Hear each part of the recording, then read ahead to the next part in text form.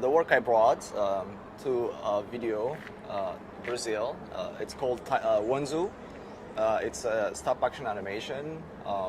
It's based on a folktale that was told me by my grandmother, and she passed away. And this work sort of a memorial, also re-experiencing her story, taking the oral tradition and progressing it into animation. The story it was part of a story collection project. I was traveling across the country for 4 months, documenting stories, oral tradition, because now when I grew up, for instance, the alleyway, maybe around 200, 300 people lives. We only had like 3 TV. But now every single household has TV, so it's sort of kind of like TV is kind of replacing this oral tradition. So this project was a way of kind of like preserving and documenting this oral tradition. So we traveled and I collected the stories. Some people didn't know how to tell the story because they just forgot how to practice them. So eventually after traveling all these, and then I went to my grandmother's house and I was like, hey, like, how about a story from you? And then she didn't want to do it first. Yeah, my grandmother. Eventually she agreed to tell me a story. So the story basically, it talks just, you have 2 characters. So you have a hyena and a donkey. So donkeys actually, they're kind of very common animals throughout the country. Ethiopia has the second most population of donkey. I think has over 5 million donkeys. Probably the second highest in the world after, I think China has like 12 million, Ethiopia has like 5 million. So it's kind of taking the everyday animal, and there's so many also folk tales in Ethiopia about this, because hyena always eats donkeys, and then there's kind of this tension always between the hyena and the donkey. And hyena also, it's throughout the country, you find hyenas in Ethiopia. So the story talks about there's this a river that's running from upstream to downstream. And so the donkey is drinking from downstream, and the hyena was drinking from the upstream. So the water is actually going from upstream to downstream, but hyena wants to eat the donkey, so it's kind of like, hey, like, you are disturbing the water, you know, you're dirtying the water, because he was actually looking for an excuse to like eat. So the donkey's like, hey, like, don't make excuse to eat me, you know, you're upstream, I'm downstream.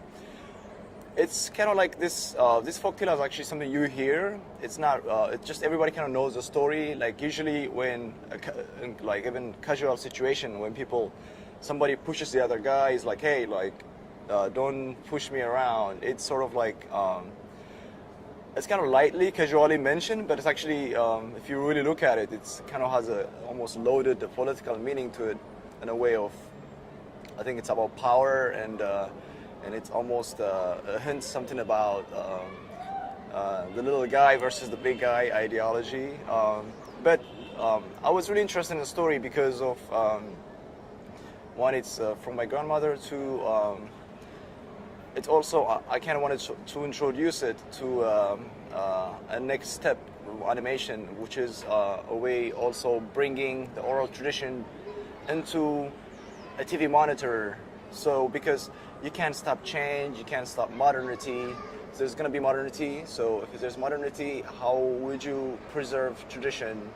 So you can also stuck in the past, or you can't stuck, or you can just only embrace the future. So it's kind of, the work is about embracing the past, still moving forward, and also embracing the present and the future, kind of creating this harmony. So that's really how I came up to the piece. And to make the piece, I actually built a greenhouse, and I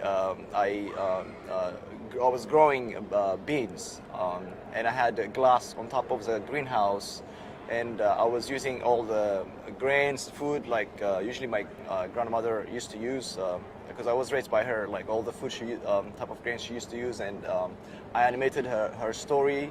And then you watch also the plants growing from the ground. Yeah, it's also something to say about something about culture too. I think the work talks about, in a way, culture and nature. Culture is never, it's never a static form. Culture is always a shifting stance. It's very fragile. It's always moving, very mobile. It loses and then it gains.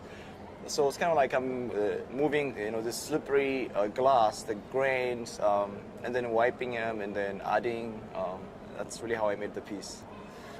So the story kind of has almost, I wouldn't say like the fittest Darwinian or like fittest survival, but it's about food in a way. Well, donkeys are vegetarian and hyenas are not. So hyenas eat the donkey and the donkey eats the grains. So there's this cycle relationship. So I think it's taking that nature of way, like donkeys, they have to, hyenas have to eat donkeys, or hyenas has to eat meat.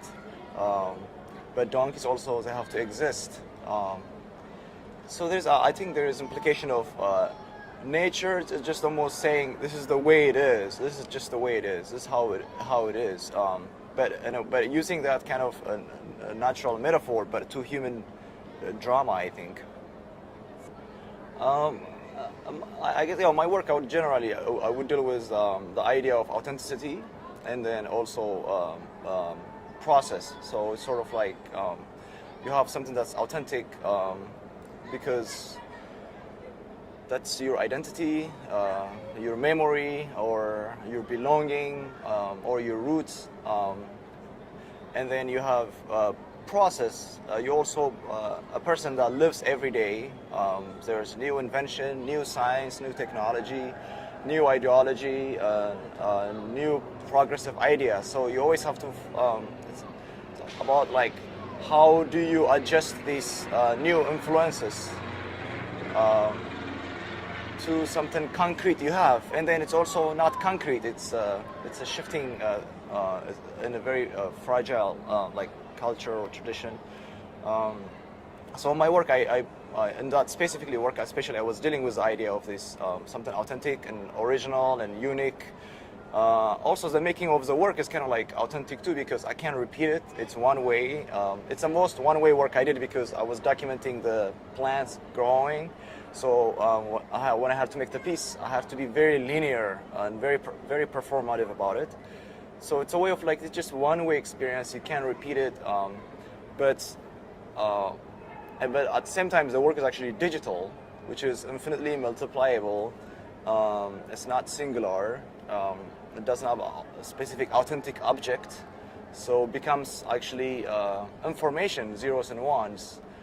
But so you're kind of seeing these two almost paradox together. The work from the studio production to probably took around like 4 to 6 months, and producing it as well.